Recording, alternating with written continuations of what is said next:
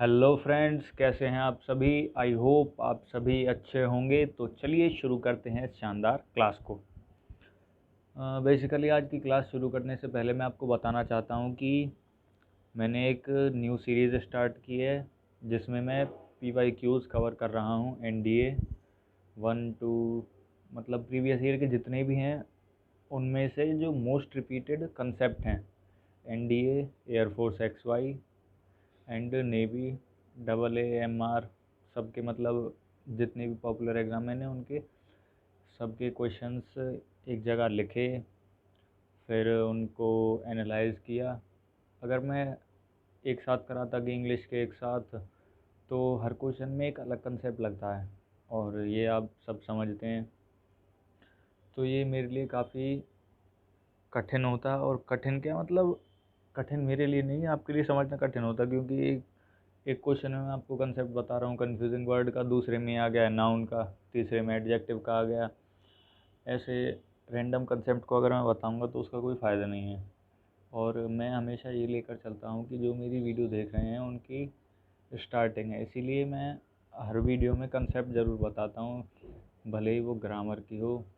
Vocab में तो concept नहीं चाहिए, उसमें तो बस आपको कोई फ़नी सी ट्रिक चाहिए जो आपको ऐसे चुटकी बजाते ही याद करा दे वर्ड्स को, ताकि आपके दिमाग में एक पिक्चर बन जाए उस वर्ड की, जिससे आप उसको भूल ना पाएँ। ठीक है, इसीलिए मैं काफ़ी फ़नी तरीके से बताता हूँ आपको वोकेबलरी को। आप मेरी वीडियोस को विज़िट कीजिए। मैंने वर्ब भी कंप्लीट कर दी है अपने ग्रामर की सीरीज़ में, और अभी मैं ग्रामर की सीरीज़ को होल्ड कर रहा हूँ क्योंकि बच्चों ने कहा था मुझसे कि NDA आ रहा है तो उसकी PYQs कराऊँ, और उन्होंने कहा था कि मैं पहले PYQs कराऊँ फिर उसके कंसेप्ट कराऊँ। ये मुझे सही नहीं लगा, तो मैं एक साथ कंसेप्ट वीडियो, मतलब मैंने क्वेश्चन के साथ साथ कंसेप्ट करा दिए। पहले क्वेश्चन कराया मैंने आपको, फिर उसके पीछे का कंसेप्ट बताया है। मैं आपको अपने क्वेश्चंस करते टाइम अलग अलग मेथड बताता हूँ कि आप कैसे हिट एंड ट्रायल लगा सकते हैं, मतलब जो हिट एंड ट्रायल लगाने लायक होते हैं, क्योंकि हर क्वेश्चन ऐसा नहीं है जिसमें आप हिट एंड ट्रायल लगा सकें। ठीक है, कुछ कुछ क्वेश्चन होते हैं जिसमें आप ऑप्शन से खेल के आंसर निकाल लेते हैं। कुछ क्वेश्चन ऐसे होते हैं जिनमें आपको मतलब पूरी कंसेप्ट नॉलेज होनी चाहिए। तो उस चीज़ के साथ डील करना मैं आपको सिखाऊंगा। और बस आप मेरी पूरी वीडियोस देखा कीजिए, ऐसा नहीं है कि 1 2 मिनट देख के बस आगे बढ़ा दिया। अगर आप पूरी वीडियोस देखेंगे तो आपको पूरा मज़ा आएगा। ठीक है, सो बिना अपना टाइम वेस्ट किए हम शुरू करते हैं आज की क्लास को। ये लीजिए, कितना टाइम हो गया। ओके, आज का हमारा पहला वर्ड है सर्ज। पार्ट ऑफ स्पीच से एक नाउन है। वैसे आपने अगर मेरी पहली वीडियोस देखी होंगी तो आपको पता ही होगा कि मैं आपको पार्ट ऑफ स्पीच क्यों बताता हूँ, क्योंकि कई रूल्स होते हैं जिनमें जैसे कि पता होता है कि नाउन के साथ ये वर्ड यूज़ होना है, एडजेक्टिव के साथ, मतलब नाउन पे कौन से रूल्स लगेंगे, एडजेक्टिव पे कौन से रूल लगेंगे, वर्ब पे कौन से रूल लगेंगे। ठीक है तो उस हिसाब से आप ये समझ सकते हैं, इसीलिए मैं आपको नाउन, एडजेक्टिव, जो भी पार्ट ऑफ स्पीच होता है वर्ड का वो बताता हूँ। ओके,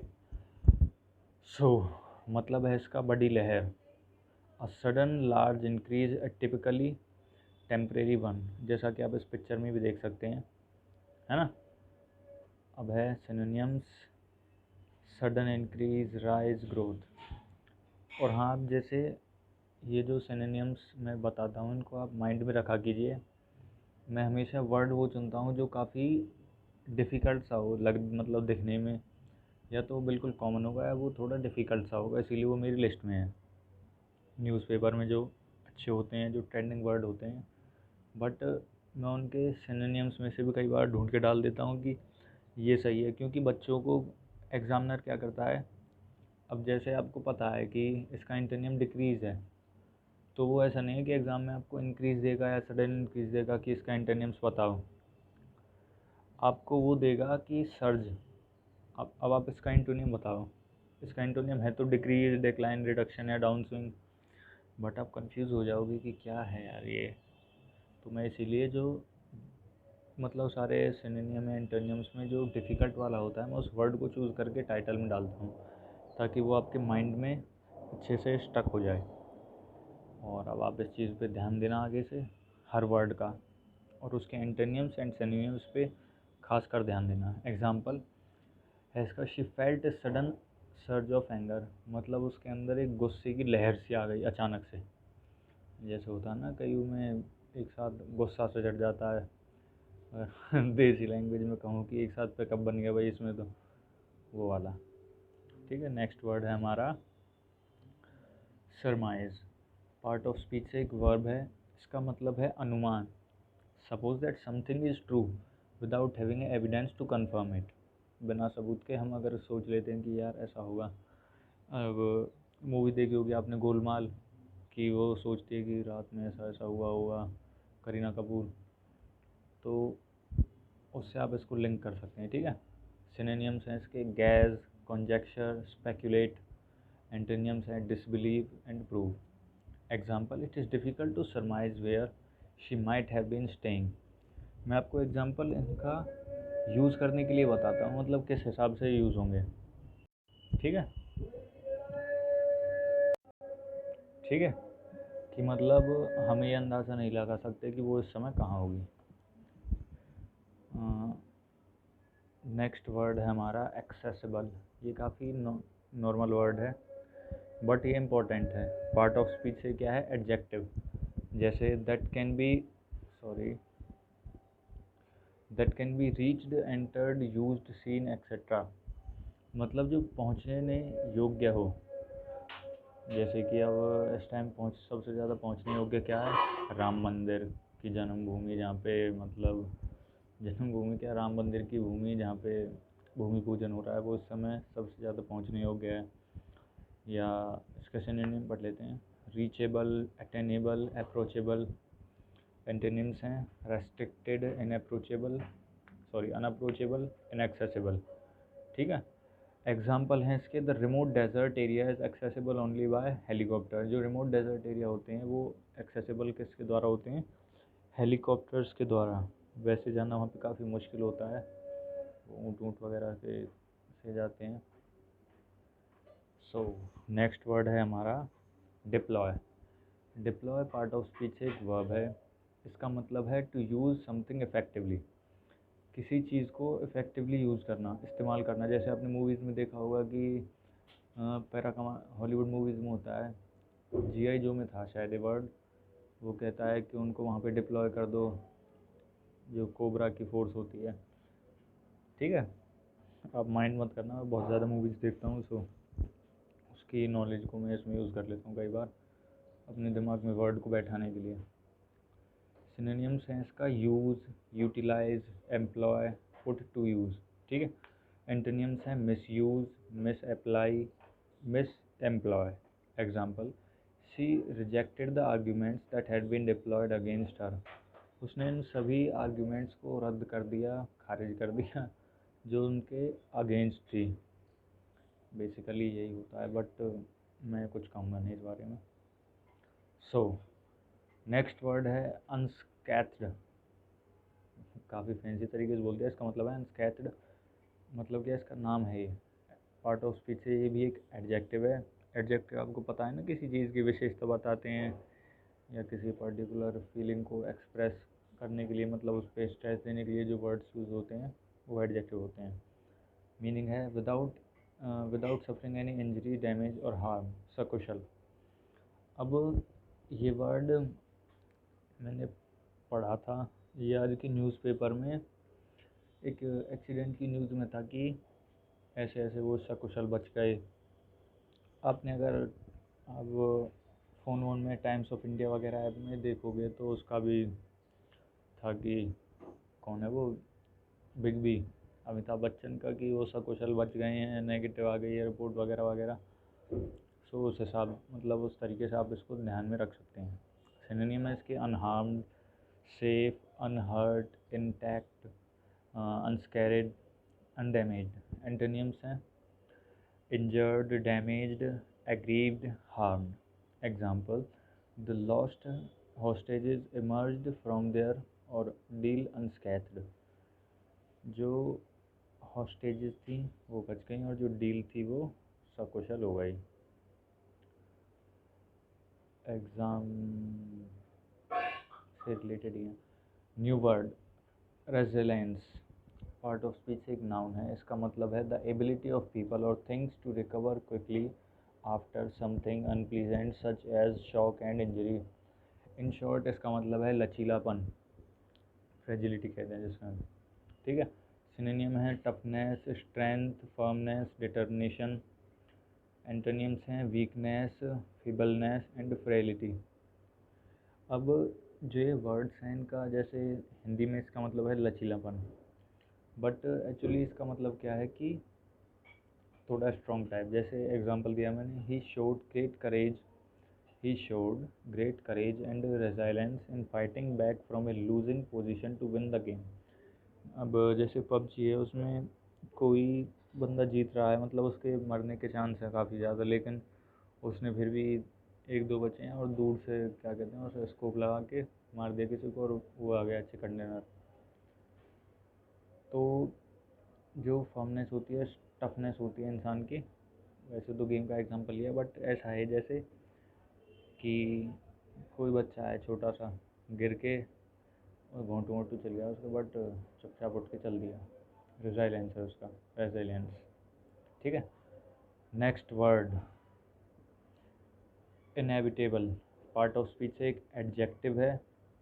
मीनिंग है इसका दैट यू कांट अवॉइड और प्रिवेंट, जो टल ना सके, अनहोनी, जो टल ना सके, ठीक है। सिनोनिम्स हैं इसके unavoidable, certain, sure, unpreventable, preventable, bound to happen. Example, sorry यार क्या हो रहा है। एंटोनिम्स हैं evitable, uncertain, avoidable and unsure, ठीक है। एग्जाम्पल है इसका the ketchup has to be there on every table.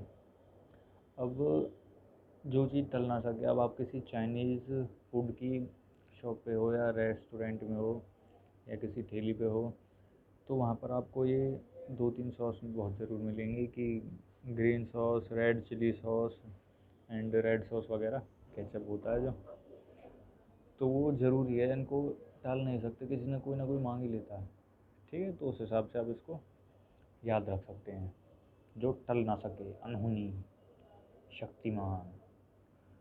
Commensurate, part of speech से एक एडजेक्टिव है, इसके साथ परफेक्ट बैठेगा शक्तिमान का एग्जाम्पल।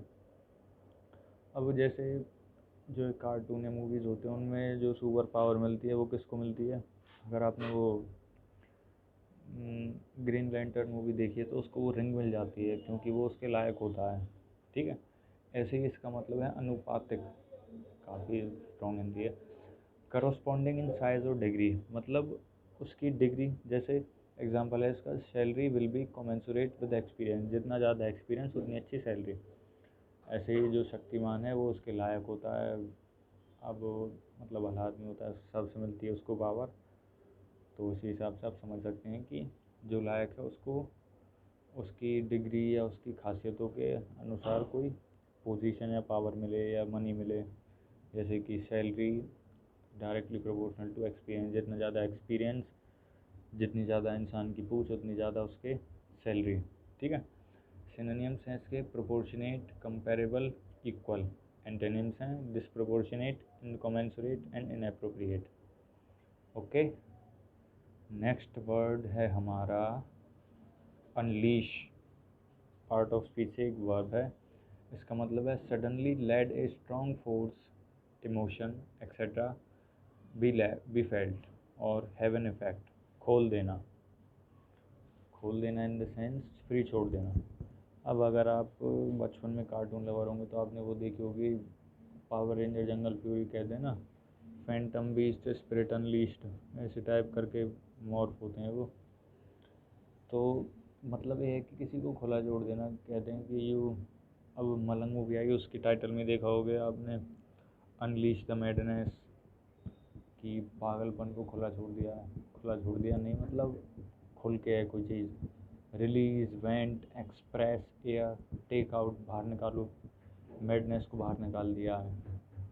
मूवी में वो ड्रग्स लेते रहते हैं, मतलब सारे फालतू काम करते हैं, तो उसी हिसाब से मैं बता रहा हूँ, ये आप याद रखना। वैसे देखने में आपको लग रहा होगा यार क्या ही आएगा एग्ज़ाम में, बट ये वर्ड भी आ चुका है। ये एयरफोर्स के फिलप्स में यूज़ हुआ था। उस फिलप में कोई कंसेप्ट नहीं है, वो नाउन पे बेस्ड था, उसमें था ये। तो बच्चों ने किस तरीके से, वैसे तो ये वर्ब है but as a noun use करके दिया था, तो काफ़ी लोगों ने शायद गलत किया होगा। तो मेरे पास पर्टिकुलर डाटा तो है नहीं, ठीक है। एंटोनियम्स हैं इसके: control, handle, manage, hold, restrain. उसका मतलब है खुला छोड़ देना, खोल देना, टेक आउट, एक्सप्रेस। एंटोनियम्स है इसका: रोक लेना, कंट्रोल करना किसी चीज़ पे, रेस्ट्रेन करना। Example: the government proposal unleash A storm of protest in the press. ये जो सॉरी जो ये ना, इस टाइप के आप सेंटेंस बनाने सीख लो अगर आप यूपीएससी की तैयारी कर रहे हो तो, क्योंकि इस तरीके के जो स्ट्रेस देने वाले वर्ड्स होते हैं या मैं कहूँ फ्रेजेस होते हैं, वो बहुत अच्छे होते हैं आपके आंसर को ग्लिटर करने के लिए, ठीक है। जैसे the governments proposal unleash A storm of, जो ये वर्ड है ना स्टॉर्म ऑफ, अरे यार, ठीक है, ये आपके आंसर को ग्लिटर कर देते हैं। आप इस टाइप के वर्ड्स अगर अपने सेंटेंसेस में यूज़ करते हो तो वो काफ़ी अच्छा रहता है, क्योंकि यूपीएससी के एग्ज़ाम या स्टेट पीसीएस के में आप डिस्क्रिप्टिव पेपर देते हो, तो जितना अच्छा आप आंसर लिखोगे, जितना अच्छा आप अपने आप को एक्सप्रेस करोगे, उतने ही अच्छे आपको मार्क्स मिलेंगे। और एक्सप्रेस करना इज़ इक्वल टू अपनी चीज़ों पे ज़्यादा से ज़्यादा स्ट्रेस देना। और इस टाइप के सेंटेंस आप अगर अभी से बनाने सीख लोगे तो अच्छा रहेगा, ठीक है। सो और हाँ, जो एनडीए होता है इसके एसएसबी में जीडीज होती हैं, डिबेट होती हैं, उसमें भी आप स्पीकिंग में अगर ऐसे सेंटेंसेस बोलोगे तो आपके लिए बहुत अच्छा रहेगा। अगर आप कोई मतलब सीरियस कैंडिडेट है तो आपको अभी से ही जीडी वगैरह पे ध्यान देना चाहिए। Okay, meaning.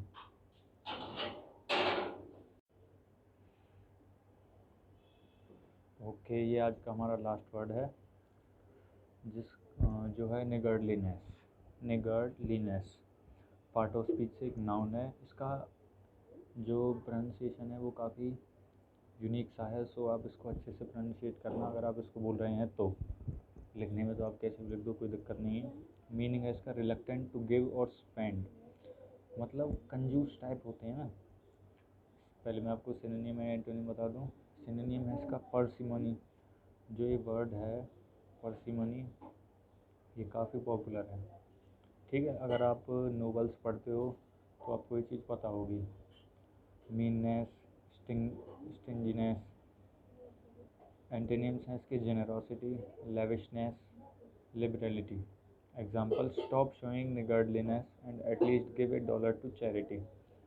मतलब ये कृपणता, अपनी कंजूसी टाइप मत दिखाओ, कम से कम $1 तो दो चैरिटी में। विदेश के देख लो लड़के मशीनें चला के बैठे सारे पैसों को, ये नहीं है कि चैरिटी करते रहे कहाँ है ना। तो आप भी कंजूस मत बनिए, गरीबों की मदद कीजिए। इस टाइम में जितनी किसी की हेल्प करोगे उतना अच्छा है। तो ये वर्ड तो आपको इस फ़ोटो से याद हो जाएगा, ध्यान से दें, मतलब ध्यान रखना इस चीज़ का, ठीक है। सो like our videos, share our videos and subscribe our channel Saurabh classes. मैं अपनी वीडियोस में अपना सारा एक्सपीरियंस, अपनी सारी नॉलेज झोंक देता हूँ, इसलिए आप इनको पूरी देखा कीजिए, इनको जितना ज़्यादा हो सके उतना शेयर कीजिए, बिकॉज़ औरों का बेनिफिट हो तो अच्छा है, बाकी आपकी मर्ज़ी, ठीक है। Thank you very much.